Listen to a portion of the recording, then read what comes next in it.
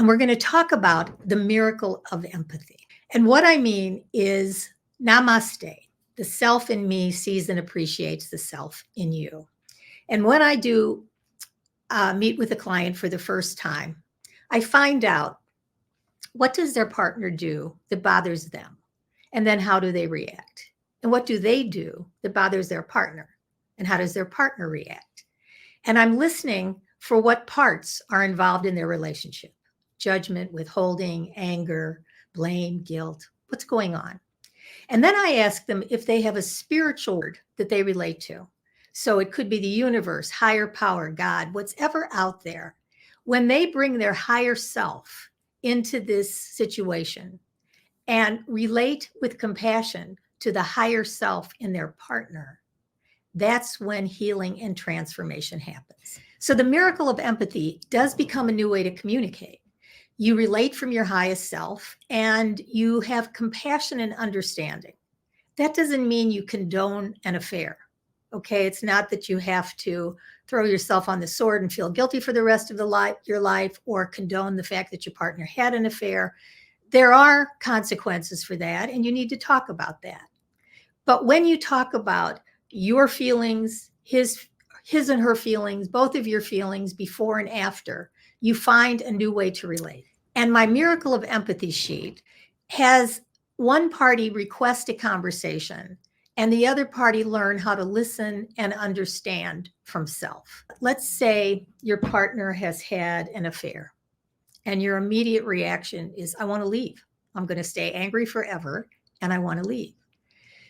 Taking the time to heal will set you free, because even if you left today, but you didn't heal the parts of you that are wounded, you're forever going to be in a relationship with that person whenever you think about him or her, whenever you're together at events, and finding a way to be empathetic and forgiving each other, saying you're sorry for the ways you've wounded each other, will set you free.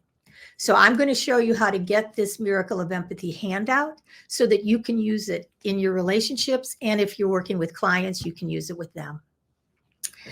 I wrote the book Compassionate Mediation 8 years ago. And Richard Schwartz, the founder of Internal Family Systems, has said that divorce brings out the worst in us and often leaves lasting scars. That you can become, like he said I was, a master at lifting divorcing couples or couples in conflict out of their narrow protective perspectives. And you can then learn the larger lessons from your relationships and proceed based on the highest good for all involved. So compassionate mediation, which I'm going to talk a little bit about, is how you talk about everything. And you do it because you're willing to look at an ending. And you're willing to consider that there is such a thing as a compassionate divorce. Because once you've healed from the trauma, the drama, the pain of abuse, addiction, affairs, you can have a compassionate divorce, and you can create a restructured family where your children feel at home in both places, and you both are free to get on with your lives. So I'm going to invite you to think about getting the support you need.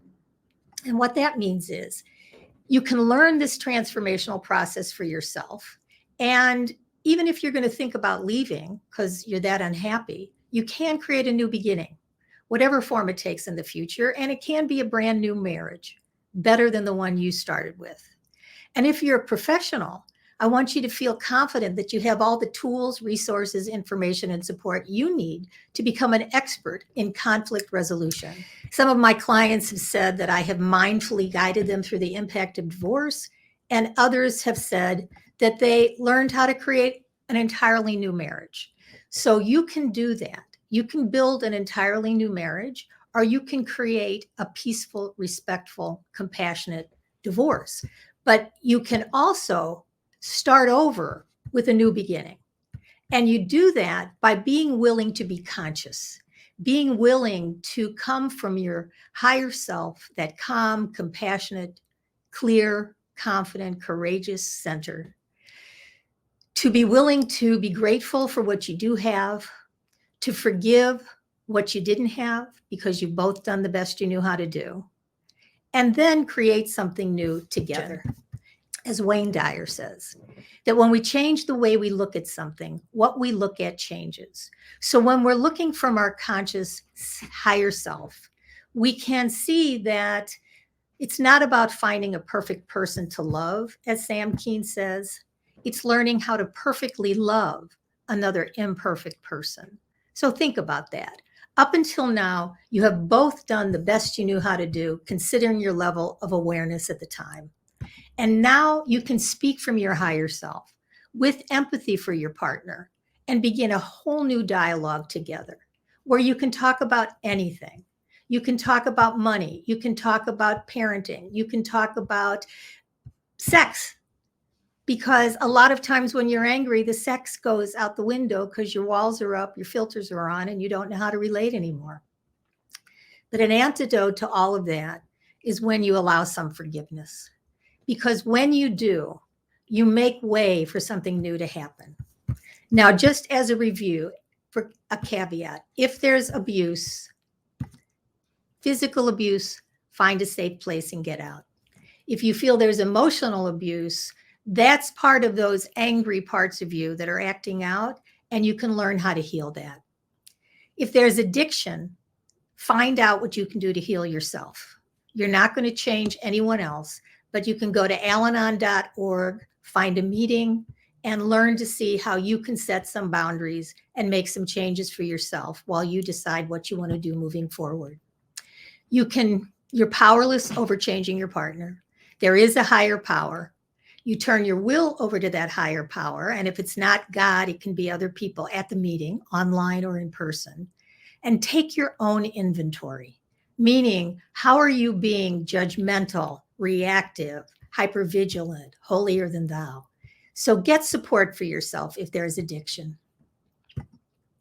And if there's an affair, you can heal from that too. The affair has to stop. The one who's having it has to be willing to be transparent and willing to wait until their partner becomes trusting again.